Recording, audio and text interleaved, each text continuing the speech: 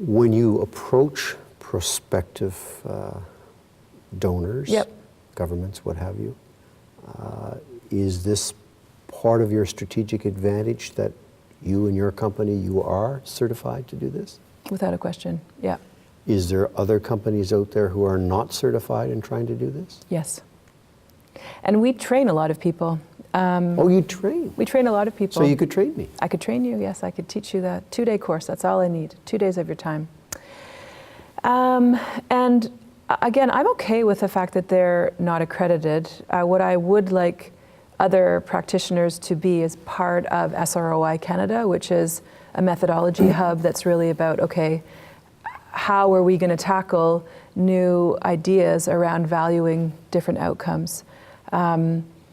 Or to get it assured by an independent third party, which would be in the UK. And I'll give you an example. So the City of Calgary, a colleague of mine, because she ended up helping found SROI Canada, in 2007, she heard me speak about SROI at Mount Royal University. It was college at the time.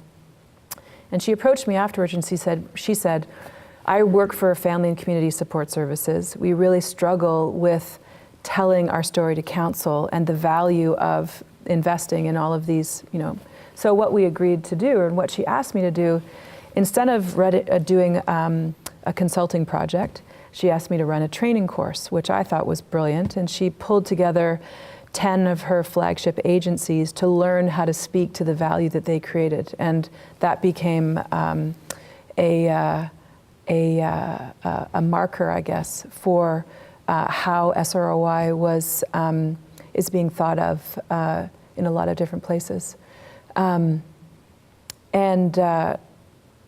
You know what I did is I've forgotten where I was going with that, so I apologize. Return on the investment. Yep. I have to tell you, in my limited experiences, yep.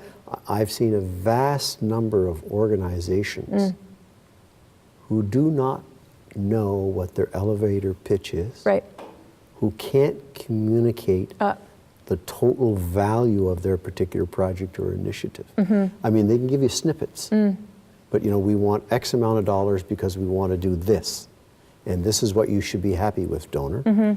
But in terms of the elevator pitch, in terms of the value to stakeholders, to the contributions, they have great difficulty in doing that. Well, one of the things that we do is we actually work with them to do a theory of change summary statement. So a theory of change is actually can be quite a long document, but a summary statement is 2 breaths, right? And it has 3 pieces to it. If this situation exists and this intervention is offered, this will be the result. And so, if an Aboriginal, an Aboriginal youth is unemployed, perpetually unemployed, and is given an opportunity to work in a social enterprise that will reduce those barriers, then they'll be more likely to be able to stay in the job market, into the future. I can give you much better examples than that. But the point is, I'm fascinated by how experts in their field who have been doing this work better than anyone else can do it struggle with condensing their elevator pitch down into a 2-breath statement. But it's a very powerful thing to be able to do, and they end up using those statements at the forefront of their communications, which really helps people to see this is a situation that needs to be addressed. This is how they address it, and this is the change that they're going to see if they Which leads me into my next question. Tell me about your style of communications. Are you a letter person? Are you email? Obviously not fax. Maybe you do fax. Is it the personal visit? What is it?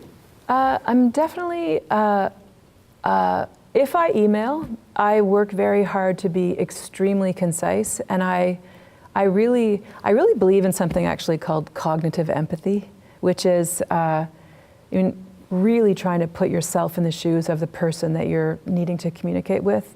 They're busy, they're stressed, they don't have time to read a 7-page email. So if I can make my communication with them as simple as possible for them to receive, that will make a huge difference in our communication. And so, in this day and age, people spend less time on email. I actually spend time on my email because I want it to be short. I want it to be very clear. I don't want it to be subjective at all, and I want it to be easy for them to receive. But I would say that my preferred communication style would be definitely verbal and certainly face-to-face, because in the course of trying to figure out how we can resolve a problem, it's really hard to figure out what the problem is by email or even on the phone. You can do it on the phone, do a lot of Skyping. So how do you do a lot of Skyping? A lot of Skyping, which is second best to face-to-face, yeah. Which is interesting. How does Stephanie create trust with all of these various and varied stakeholders? Any do's and don'ts, protocols that you adhere to? I would say, so I think one of the things which I do has sometimes not always worked in my favor, but I work very hard to be as straightforward and honest, but just, I will tell you, I'll be polite for sure, but I will not fudge around the edges. You know, it's interesting because my firm is a consulting firm. My greatest strength is not the sales part. My greatest strength is the content that we have to offer.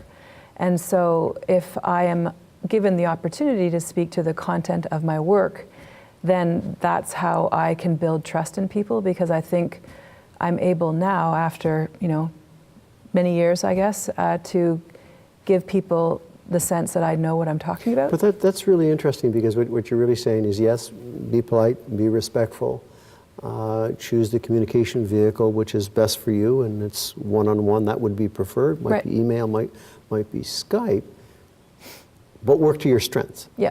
If your strength is on the content, stick to the content. That's all. Yeah, absolutely.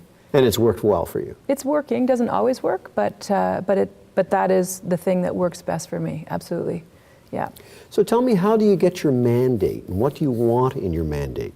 You know, I'm a lawyer. When we get a new client, they have to sign a retainer agreement, and we tell them what it's going to cost and what we're going to do, et cetera, et cetera. It's never sufficient enough in terms of the client. Right. But it's a mandate so that we can proceed. So how would you and your firm engage on developing a mandate for a particular assignment? So the interesting thing about the SROI process is that actually it is a process that you need to go through. So whether or not it's in housing or health or public policy, the process is actually the same. And the depth of the process might be slightly different, but it is a standardized process. Is that a long process? Is it a cumbersome process? It depends. So I would say 7 years ago, when we started doing this work in Canada, we would be working on an individual project, and that project would be a part of what a whole organization did. Today, we're working on projects that have, 11 intermediaries investing in multiple projects. So, but you still, for those 11 intermediaries, separately need to go through the 5 or 6 steps, the 6 steps that are part of going through an SROI, and build evaluation tools. So part of our approach to our mandate is being able to very specifically describe what the steps are and the sequence that they will be gone through. And you say there's 6 steps, is there? There's 6 steps, yeah. Scoping, outcome mapping, the stakeholder consultation. So and those 6 steps really need to be followed to a degree, sometimes in more depth than others. But we're able to actually map out how those steps are relevant to the project, regardless of their complexity. And I think for us, that mandate is easier to have a conversation about, because the client actually feels that there's a beginning, middle, and end. Sometimes your timelines shift, but the fact is there's a process that you're going to go through. There are times, though, we do other types of social impact work and evaluation where it's just a general, I'm going to be here to manage any question that you ask of me within these 5 broad categories. So those mandate letters will shift, but generally speaking, in the SROI process, it is about going through specific steps that I'm able to explain to the client when they happen, why they happen, how they fit together, and how long they're going to take within a reasonable time frame. Have you encountered some difficult people along the way? Yes, actually. So when we started doing some work for the Safe Communities Innovation Fund in Alberta, The province added the SROI process into the mix after the first cohort of crime reduction projects had been selected. And so our goal was to train people so that the capacity was built within the organization. So there's 88 organizations. Anyway, so my favorite, most difficult person was a gentleman who was so ticked off that he had to come to this training course that he refused to give us his name. So he was there for 2 days. He did attend, but he did not participate. He never told us who he was. And funnily enough, though, because we were involved in these projects for a number of years, it turned out he became an SROI evaluation consultant in his work later on. So we sold him eventually, but it was a pretty tough go. Yeah. In terms of deadlocks dealing with government, encounter that along the way? You've made a good pitch, everybody seems to be agreeing, and then all of a sudden, bang, there's a deadlock. Mm-hmm. I have encountered that. I would say that in the world of evaluation, an SROI, it's always going to be seen as an administrative cost upfront, and whether or not you can get very important value from investing in evaluation of any form, investing into an SROI, but I'm not 100% sure that I've ever been in a situation where I've negotiated through that deadlock. I've had to wait it out and been there to support that deadlock being resolved by others. So I've fed information to the internal system and strategized about helping other people to resolve the deadlock, but I have not needed to be directly involved in managing that process myself. I've supported, provided information, hopefully enabled a certain degree, but I've not been required to manage that kind of deadlock myself yet. We live in a world today with social media. Yep. We live in a world where there's a demand for transparency. Yep. We live in a world where cost effectiveness is being continuously questioned. Yeah. questioned. Yep. Where does this media, where does it come in terms of your projects and your initiative? Right. And do's, don'ts that you've experienced over the years in terms of trying to deal with the media and these kinds of things? I think one of the challenges that the SROI methodology faces, generally speaking, is that at the end of the process, you are going to have a ratio, and that ratio is going to be $1 in and X number of dollars and cents out. And the reality is that that ratio will never truly represent all of the value that that community or society has experienced. So I'll give you an example. There's an amazing organization in Ottawa called Minwashin Lodge, and they work with Aboriginal women from all over the country who end up in Ottawa for various reasons. And one of the things that they did an SROI on was the value of opening up an addictions treatment center for pregnant and parenting Aboriginal women. In that context, one of the most important outcomes that those women will experience through the approach that Minwashin Lodge takes is the experience of hope.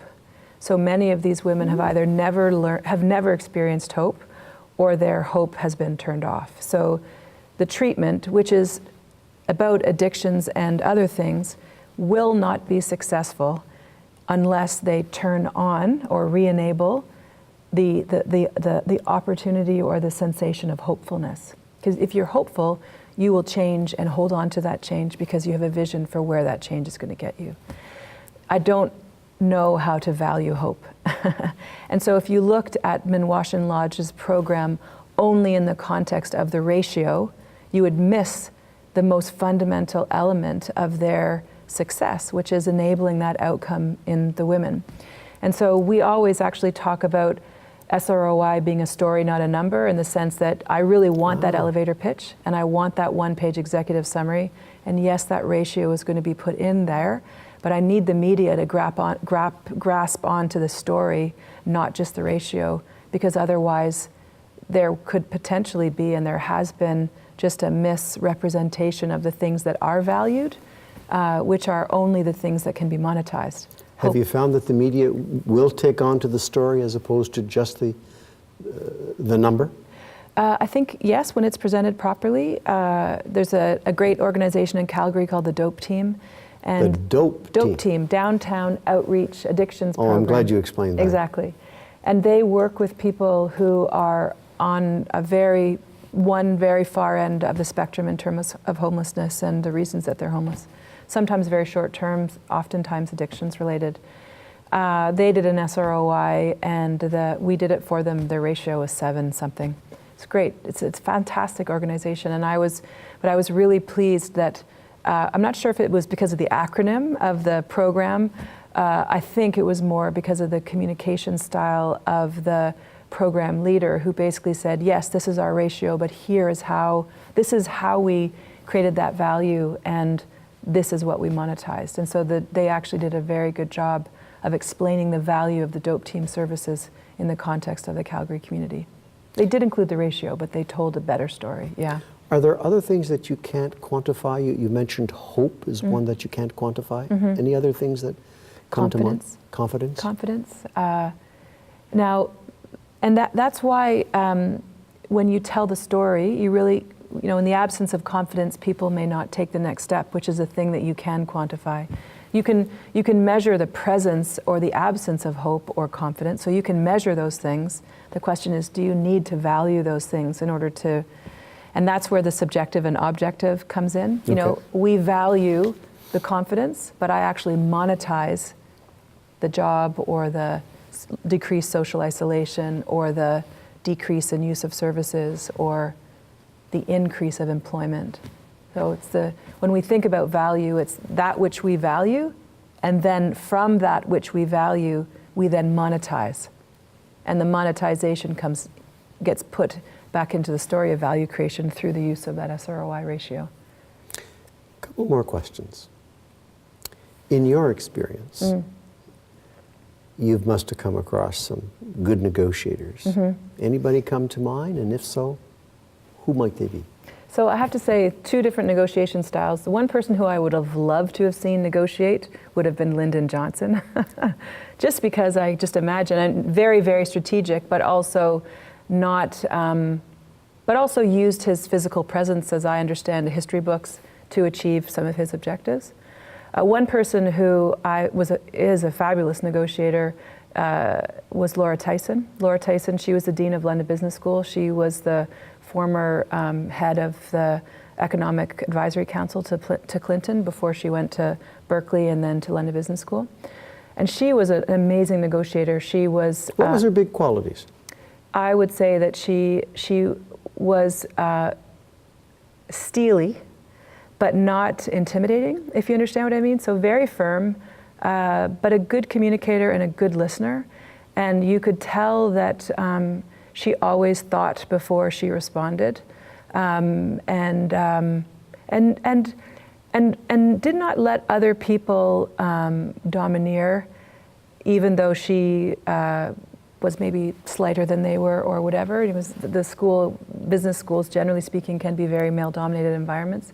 So she was very good at holding her own in a very solid, quiet, but strong way. And she was an amazing listener. Good questioner. Good. Yeah. Well, tell us, if you're graduating from Ryerson University or any university in the country, with all of your experiences and your engagements, both here domestically and internationally, what sort of advice would you give to a young person who's now embarking upon the new world, looking for employment, may have a part-time job, wishes to move on? What comes to your mind in terms of advice that maybe you've gotten or you'd like to give to younger people at this point in time?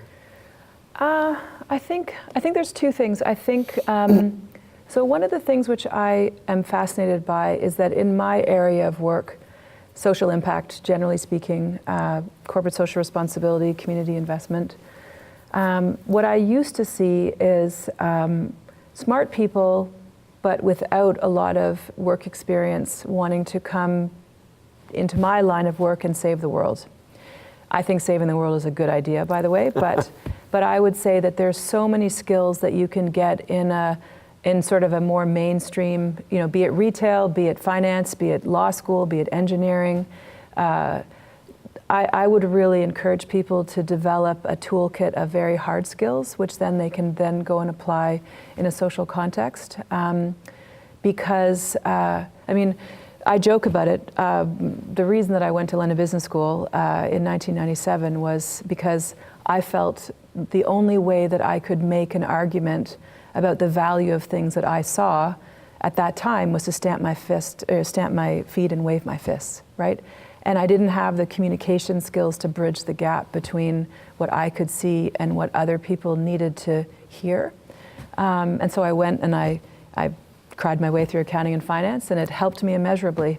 But it's actually having that solid set of skills that are universal that you then can choose to apply in very specialized areas. I think that's actually very important in terms of being successful in my area. And the second one?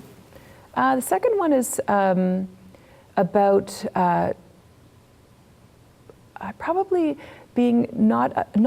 Don't be afraid to try new things. I mean, when I graduated from LBS, all my colleagues were going to McKinsey and they're going to Wall Street, and some of my closest advisors said, Stephanie, you have to be prepared for the fact that your road is going to be very, very different from everybody else's. And as long as you're okay with that, but you've really got to try new things, and you really need to try to focus on where your passions lie, even though you may not be able to get there in a direct route. Indirect is good. You don't want to lose sight of the things that really make you excited about waking up in the morning. Excellent, excellent. Look, on behalf of the Ted Rogers School of Management, the faculty, staff, and our students, I want to say thank you for joining us today and giving us your insights in terms of negotiations, and particularly as it relates to the social return on investment. I've learned a great deal, and I'm sure our viewing audience will have learned a great deal as well. So thank you very much. Thank you for having me. Thank you.